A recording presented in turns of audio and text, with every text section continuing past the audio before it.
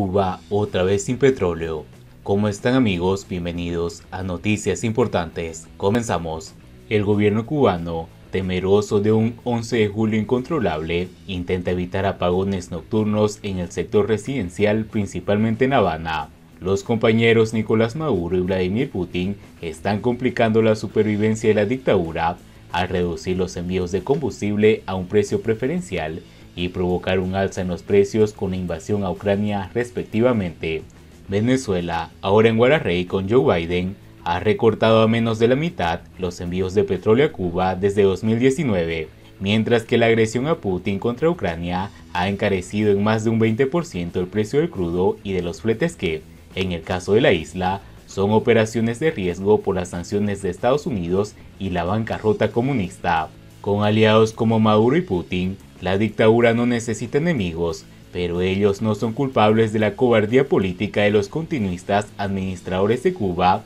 ni de su pasión por la pobreza como método de sumisión política, maniobra cada vez más en solfa por la valentía de muchos cubanos. El régimen, como es habitual en su política de incomunicación, no ha informado de las malas nuevas a los cubanos, limitándose a lanzar avisos como el reciente del primer ministro Manuel Marrero, pidiendo creatividad, con ese gastado estilo de responsabilizar a las víctimas de los desastres del Partido Comunista y, en paralelo, exigir sumisión, aunque sea fingida. Ahora ya sabemos que el suicida eslogan "Vamos con todo" del mandatario y títere castrista Díaz-Canel incluye las aplicaciones de las linternas en los teléfonos móviles, limitadas por la propia carga de las baterías de los celulares y que obligan al uso, una vez más, de velas, chismosas, leñas y abanicos, recursos prehistóricos que devalúan la apuesta tecnológica de un gobierno presidido por un supuesto doctor en ciencias técnicas,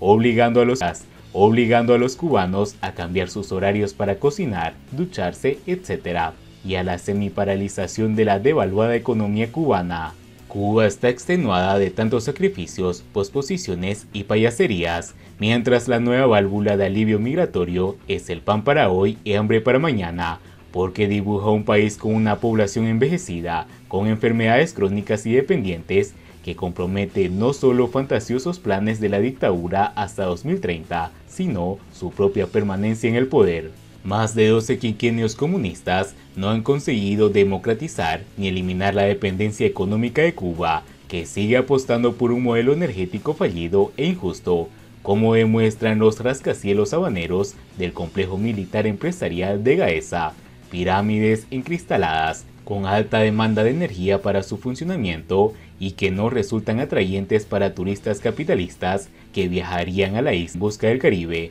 no en una pecera vertical que ya tienen en sus países. Las energías alternativas siguen siendo testimoniales, aunque año tras año el Ministerio de Comercio Exterior y de la Inversión Extranjera, el MINSEX, renueva el ofrecimiento inversor en su cartera de oportunidades y que no es oportuna ni convenciente para la dilatada tradición de mala paga del gobierno cubano y el historial de rupturas inamistosas, una vez que han conseguido engañar al apostador suicida, que, encima, finge simpatía ideológica con los mancilladores de Cuba y lucra con las reglas laborales esclavistas vigentes. Siguiendo con las noticias, la Embajada de Estados Unidos en Cuba reanudará la entrega de visado en mayo en forma limitada. Inicialmente, la sede diplomática estadounidense solo tramitará visados que entren en la categoría IR5. La embajada informó en su cuenta de Twitter que a partir del mes de mayo, comenzará a realizar la entrega de visados a inmigrantes cubanos de manera limitada, priorizando a los que entren en la categoría IR5, la cual es la que permite a los padres de un ciudadano estadounidense que tenga al menos 21 años de edad vivir y emigrar a los Estados Unidos de forma definitiva, pues dicha visa implica el permiso de residencia y de trabajo en el país. A los cubanos solicitantes del IR5, cuyos casos sean procesados después del 1 de abril, la Embajada de Estados Unidos le trasladará el trámite a su sede en Habana, mientras que los que fueron citados el pasado mes de marzo lo deberán hacer en Guyana. La sede diplomática estadounidense añadió que el resto de las categorías de visa de inmigrantes serán programadas y adjudicadas en Georgetown y no pueden ser transferidas a la capital cubana. La Embajada de Estados Unidos aclaró que no tiene una fecha exacta para comenzar a procesar vías de visados para inmigrantes y no inmigrantes de la isla. La reanudación de la tramitación de los solicitantes de IR5 en Habana es el primer paso en la ampliación de los servicios y seguiremos evaluando, a medida que las condiciones lo permitan, un incremento en los servicios de visado en Habana, afirmó en un comunicado publicado en su página web la entidad. La Embajada de Estados Unidos redujo al mínimo la actividad consular en Cuba en el 2017, a raíz de los incidentes de salud que afectaron a varias decenas de diplomáticos estadounidenses y canadienses en La Habana y que son conocidos como Síndrome de La Habana.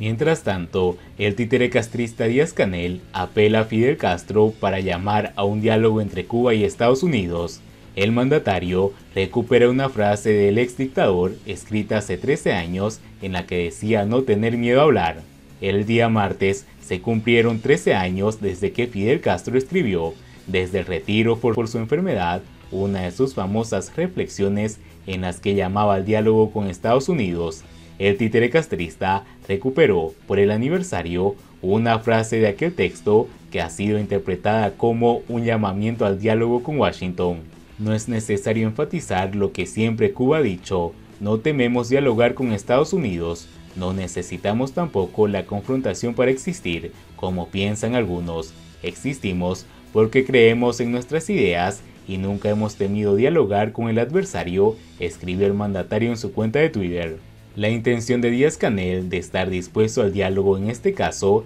se asemeja más bien al clamar en el desierto. Aunque el régimen cubano tenía la esperanza de que una administración demócrata en Estados Unidos le fuera más favorable que la republicana de Donald Trump, que revirtió algunos acuerdos del deshielo e impuso nuevas sanciones, la ilusión se está diluyendo como un azucarillo. Tanto Biden como su vicepresidenta Kamala Harris se comprometieron en campaña a revisar algunas de las políticas aplicadas por su antecesor en el cargo, como recuperación de funciones en la Embajada de La Habana o lo referente al envío de remesas y los viajes. La actitud del régimen cubano tras las protestas antigubernamentales del 11 de julio, a partir de las que encarceló a más de 1000 personas y ha condenado a penas de prisión que alcanzan los 30 años en algunos casos, la administración Biden empezó a recular, afirmando que las circunstancias cambiaron. Según la Fiscalía General, en el país se ha procesado las protestas del 11 de julio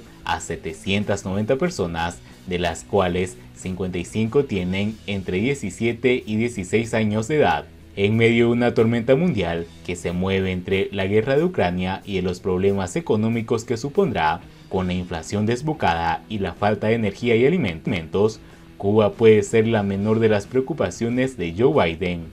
Y bien amigos, así vamos terminando las noticias importantes del día de hoy. Por favor, nos ayudarían mucho compartiendo las noticias y así poder informar a muchas más personas de la verdadera realidad en Cuba. Patria y vida mis hermanos, nos vemos en